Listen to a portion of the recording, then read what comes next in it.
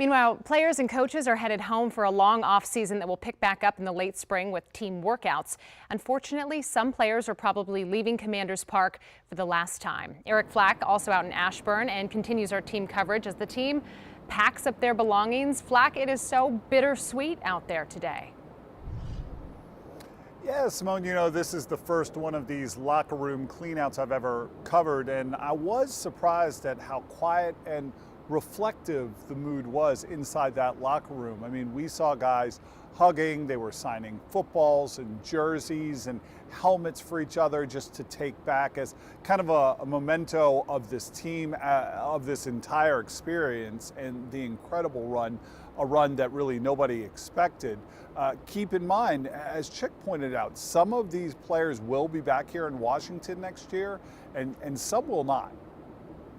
It's a weird day. Always a weird day, because there's a lot of unknown. You don't know who's coming back and what this team's going to look like next year, from player to staff, coaches. It's going to change. There's going to be change. So it's always kind of a weird day. You're saying bye, but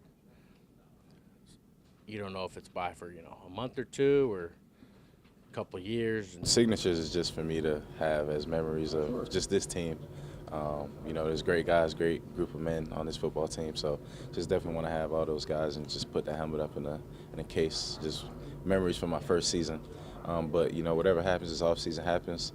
I'm truly grateful for who was in the building this year. These connections that you build in this locker room, they go way beyond just football. They go into life, just doing things with those people outside of the building as well. So Because this year was so special and that brotherhood was so tight, does that change the dynamics, the emotions of this day at all?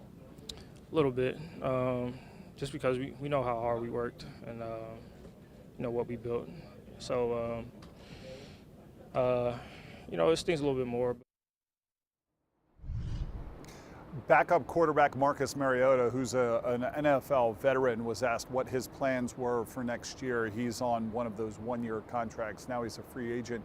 And he said, look, I don't know what the future holds, but the fact that this team was so tight, the fact that this organization, in his eyes, is one of the best in the NFL, is going to play into his decision because of his family and wanting to provide some stability for not just them, but for him at this point in his career. And I can tell you, as a longtime fan of this team and a lifelong Washingtonian, that is a huge difference from what it used to be like for many, many years here out at Commanders Park in Ashburn. Reporting live from Ashburn, Eric Flack, WUSA 9. You really get the sense of family, Eric, and the sense of foundation that they've built something that's going to carry them into the years to come. And I know we're certainly looking forward to that. Yeah. Appreciate your time tonight. Thank you.